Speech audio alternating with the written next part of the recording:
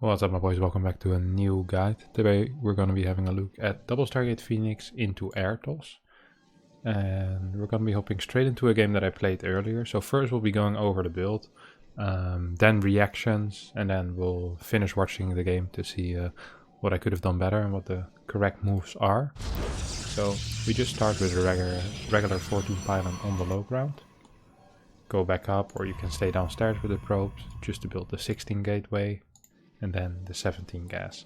Now we're only playing like this assuming our opponent opened either 16 hatch or 17 hatch, so basically a hatchery first. So here comes the 16 gate. After 16 gate, scout with our probe. Of course making sure there's no 12 pool. If it is a 12 pool and you don't know what to do against it, I made a guide against 12 pool earlier this year, which you can find in the guide playlist somewhere on my YouTube. Now, after 16 gate, we get a 17 gas, continue worker production. We only use a single chrono boost on probes after our first pylon finishes. Then we wait, we get one probe in gas, and we rally the 19th probe down to the natural. So when you're 19 out of 23, you rally down to the natural. That probe should arrive on the natural in time, and we'll build the nexus. After the nexus, don't create any extra probes.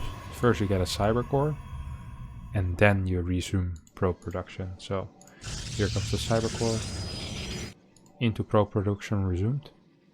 21 assimilator and 22 pylon. Now this is the most standard build there is. It's the 1 gate expand. And from here on out we'll just be going into a Stargate. So 22 pylon like I mentioned.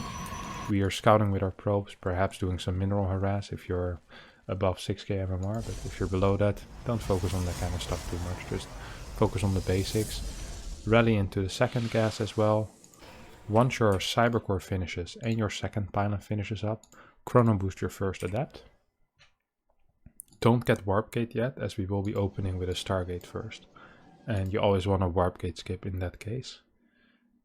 Now, try to check with this probe if he has a third base. If you can't figure it out with this probe, try to get that information with your first adept.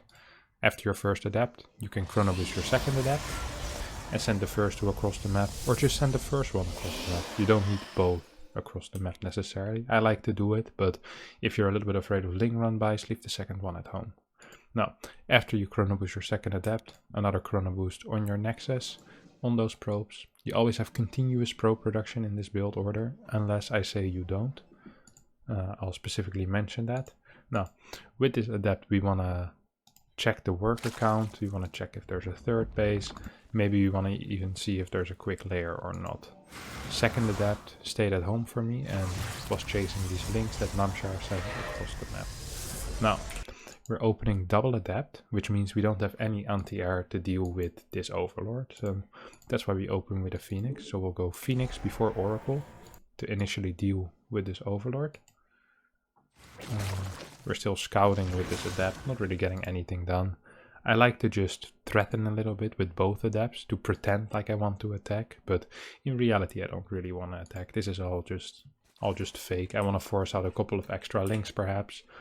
Maybe if he sees two adepts together, he's like, oh, maybe I should build 2 extra links or 3 extra links. Namshar doesn't actually seem to do it. He seems to be content with 4 links. And yeah, he has every right to do so. Now, back to the build. After our Phoenix, we get an Oracle. And after we start our Oracle, around 340, 335, we start 2 extra gases on the natural. After continuous worker production. So you should have about 12, 13 workers in your natural at this point. We also add our third pylon and a fourth pylon we can add as well. Now, the moment after we build our Oracle that we hit 150 gas, we build a second Stargate. So you see, I hit 150 gas, second Stargate. The Phoenix I use to clear out any overlords around my base. It's very important with this build to not get scouted, so make sure to really go all around your base. I saw where his second overlord was positioned, so after I killed the first one, I was happy with my Phoenix move, and I was like, alright, I don't need to check over here. I know he's not going to be here because I saw where the second overlord was positioned.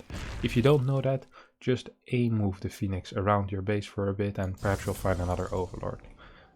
You also need a second gateway, which you can build together with the second Stargate if you like.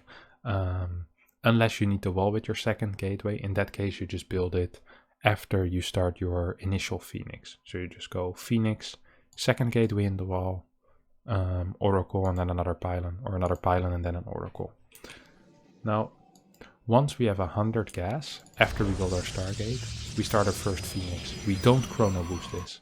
At this point, we're really not chrono boosting anything but probes, and from here on out, we're not even chrono boosting probes that much anymore. Now, there's a nice little trick that you can use when you have a single Phoenix and an Oracle, which I want to show you. So, we'll go back to the build after this, but if you have a Phoenix and an Oracle, what you can do, if there's a single Queen and a Spore, you can pick up the Queen, target down 3 or 4 drones, and then fly away with the Oracle, then cancel the lift with escape on the Phoenix, like this. So first, pick it up, control the Oracle, just target down the drones, 1, 2, 3, 4, fly away with the Oracle, then you cancel the lift with escape, and you fly away with the Phoenix. Now, this is not an easy move, so if you've never done it before, you can practice it a little bit, and it can always help you to get a couple of kills, especially if there's no Spore, of course, it can get you way more kills. So you should do this either if there's a single Queen and a single Spore, you pick up the Queen, or if there's 2 Queens, you pick up 1 Queen, and with your Oracle, you just target down drones. Never try to fight a Queen with just your Oracle. That's a bad move. Also, with this build, it's very important to keep your Oracle alive, as you need it to defend your third base. You don't get a robo, you don't get a lot of gateways. You're mainly relying on air units, so you really need the Oracle to get your third base safely. So after you start Phoenix number 3 and 4, so this is number 2, this is number 1. After you start Phoenix number 3 and 4, you also start the +1 air weapons, and you get your third base, so that should be around 450 if you do everything perfectly. Get a pylon there, really tuck those 2 adepts in nicely, warp in another adept at home to finish your wall, and from this point on, you can start chrono boosting your Stargates if you truly want to. Not sure if I do it in this game, but I think it's not a bad call to chrono boost the Stargates at this point. You also have continuous probe production still. You can warp in a couple of extra units. So at this point, what can happen, if he link floods you, what you do is you keep warping in more and more units from your 2 gates, and if he keeps sending links over, instead of getting Phoenixes, you just rally Oracles towards your third base, and you deal with the link threat with just pure Oracle. That's the way to deal with that, but only if it's a very fast link flood. If it's a later one and you have 6-7 units, just get a single battery or maybe a cannon and you should be fine against that. But if it's a very low worker count link flood, Oracles are the way to defend that. So just try to get some info with the Oracle, but it's not too important. It's nice if you can get something, but once again, you're pretty safe because you have a lot of Phoenixes at home. Now, once you get 8 Phoenixes out, that's when you move across the map. So here we go, we move across the map. We continue worker production.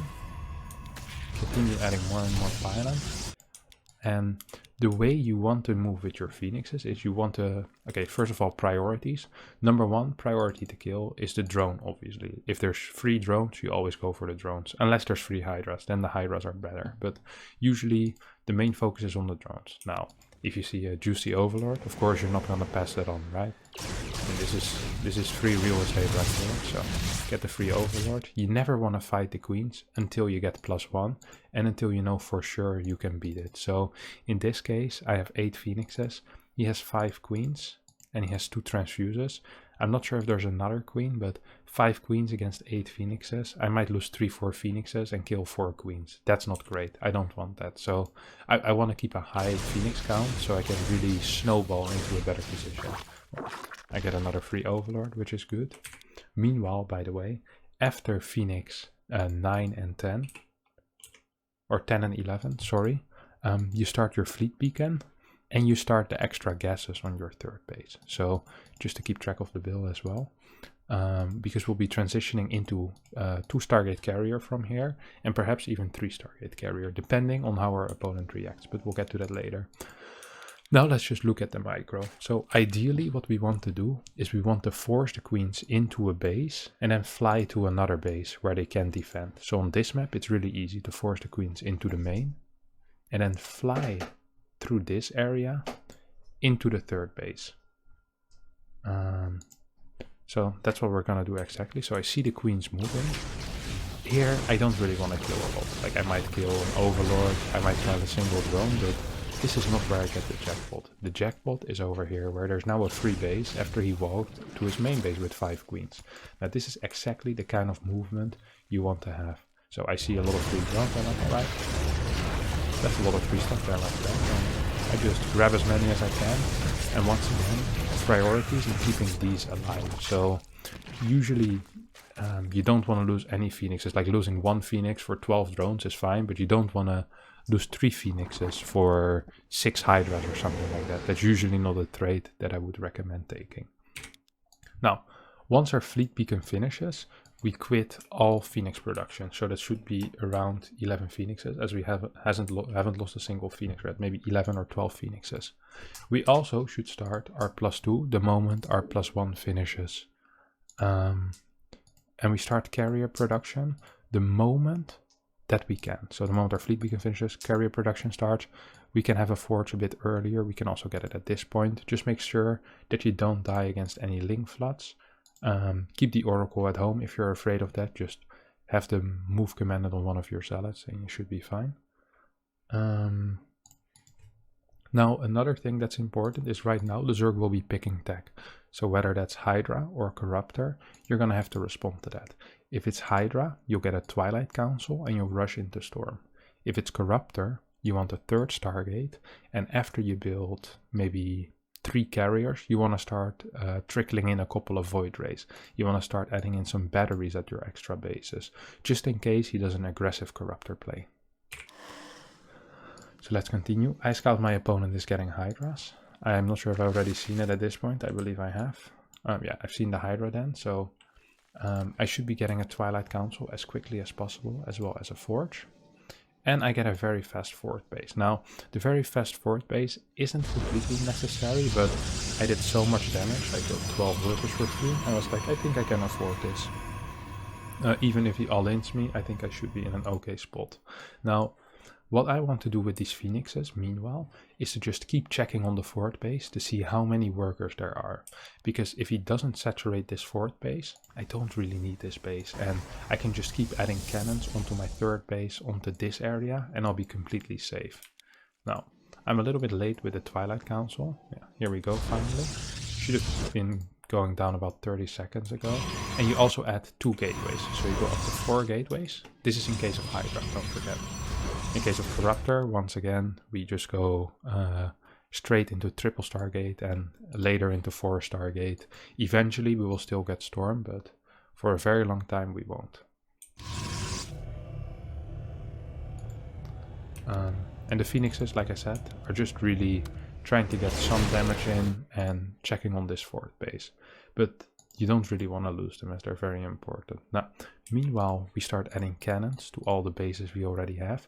The forward base at this point, we don't want to cannon up too hard yet, because we're not sure if he even has his own forward base. If we're even bases, that's good for Protoss. So all we want to do is just stay on those 3 bases, get cannons, and this forward base is completely non-committal. It's like, if it gets up, it gets up. It's just 400 minerals. Who really cares, you know? So at this point, I get into the forward base and I see, hey, wait a second, there's absolutely no drones here. That's not good. Probably means he's attacking me. I see an empty drone line. I probably should have gone in here and killed all of these drones. But I was a little bit afraid because I saw a lot of units and I decided to just fly away after I killed a couple of workers and recall home. I was like, you know what? I just killed 6 more drones. I see no workers here. I have a forward base done. I have +2 on the way. I have a couple of carriers out and I have a lot of cannons. If I can just defend, I'm going to be in such a good position that even if I don't kill these 10 extra drones, as long as I don't die, I should be in a completely winning position. And I think that was a correct call as well. So I'm just spreading zealots and adepts across the map, which are very replaceable, to try and spot where his army is going. So I've located his army over here. I still have an oracle, which I use for stasis. I can use for revelation as well. Now, he puts a Nidus in my base. I respond to that rather quickly with a Zealot warp in.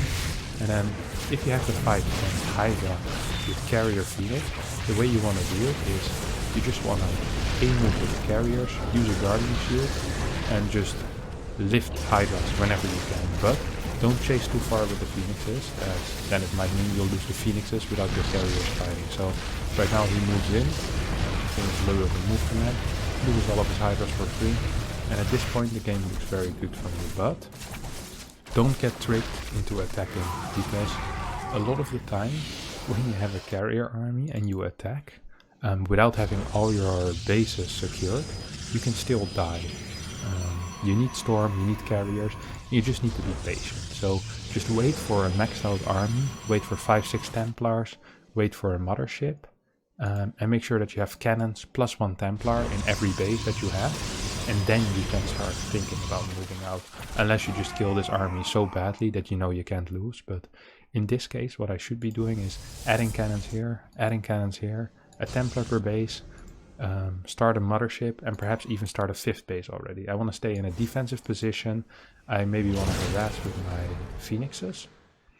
And from there on out, we should have a very easy win. I mean, I'm so far up in workers, I have way better upgrades, I have way better tech. There should be absolutely no way that I win. So I kill a couple of extra workers. This is one of the things which is really nice if you keep your Phoenixes alive all the time, is that you can just fly in and kill a bunch of drones. And you can also keep tabs on how many bases your opponent has, what kind of tech he's at. I mean, if I was good, I would have scouted that there was a hive instead of a lair here, or that there was a lair and no hive, which would have made me extremely confident. It means there's no Vipers, no Broodlords on the way, and all of that stuff. So I have a bunch of units here, I have some Templars in position, so this should be completely fine. Now, I have to admit I'm a little overconfident in this game, and I might attack a little too quick without cannons. So I don't have any cannons here, and this army is really bad at splitting up because it moves so slowly, and it really works well in big numbers, but in smaller numbers it's actually not that powerful. I mean, it's good, but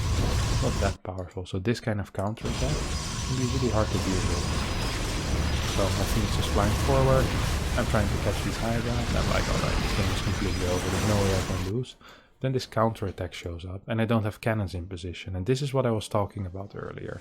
This is why you so desperately need to have cannons in every single base, not just at 2 of the 3 bases, not just at 3 of the 4, you need them at every single base, and I don't have them here, which means Warpins don't deal with it. I only have 4 gates, I don't even have charge, so 12 Hydras are actually a real problem. I have a recall in the main base, so perhaps I should recall part of my army. Well, I definitely should have done that. But instead what I do now is I start chasing the run-bys. And the moment you start doing this with carriers, usually it starts going very sour for you, because obviously I should have just sent 3 or 4 carriers, but in the moment it sounds like a great idea to just send all of your carriers here, and then these Hydras do a lot of damage, and then there's a big counter-attack over here, which, once again, if it's just cannons, it's not that dangerous, but 8 cannons by themselves, they might kill 4 or 5 Hydras. 8 cannons with 1 or 2 Templar kill all of these Hydras, or at least we'll be able to chase them away. In this case, sadly, it's just 8 cannons, so I will be able to kill a bunch of Hydras and kill a bunch of Lings, but it's not good enough, and I will lose this base, sadly. So I'm not set up well enough. I realize that now. I add some extra cannons here. I'll start adding some Templars here as well. And I'll just have to rebuild this base. I still have a very good worker count. I still have a way better army than him because my early game was so extremely good. So even though I lost this base, I'm still in an okay spot. Now, another thing you shouldn't forget is to get a robo for an observer. In case it gets burrowed infestors with Neural, you want to be able to see them, to right click them with their carrier, or to be able to storm them. Now I kind of have enough of it, and I'm like, you know what, I'm just gonna go, once again, not the correct play. I don't have Templar in position here, I don't have Templar in position here, I don't have this base set up yet, so I could say, you know what, I don't want my 4th anymore, I will just attack while defending my 3 bases, so I put 2 Templar here, I put 2 Templar here, maybe 1 or 2 carriers here as well. Instead what I do is I move out with everything, and I get counter-attacked with them. Luckily 2 Templar were going back home, so I managed to, you know, send him back away from where he came from. But he's still being very annoying with these small armies. But finally I realized, alright, I think I just need to split up my army, and then I should be completely fine. So here I split up my army, a couple of Templar with these carriers. Once you clear up one of the counterattacks, the other one can just be chased down basically. Or you can just use this one for that as well and attack with your main army. Now, make sure that all of your armies always have Templar with them, otherwise Hydras will absolutely destroy you. Same with Infestors. And in case there's Corruptors on the way, start adding Void Rays, maybe add 1 or 2 Archons, as those are very useful as well. Yeah, that's basically it. So, in summary, make sure you have cannons everywhere, pay attention to the opening, drones are the priority. Check how many drones your opponent has on his 4th base or on his 3rd base. Don't go too crazy on your own worker count, unless you see your opponent also puts a very high worker count, and you two should be able to beat, well, I think this is like maybe rank 20 Grandmaster. And I'll see you boys soon on the Grandmaster ladder, hopefully. So, see you boys next time. I hope you enjoyed it. Feel free to subscribe, like, comment, and adios. Bye bye.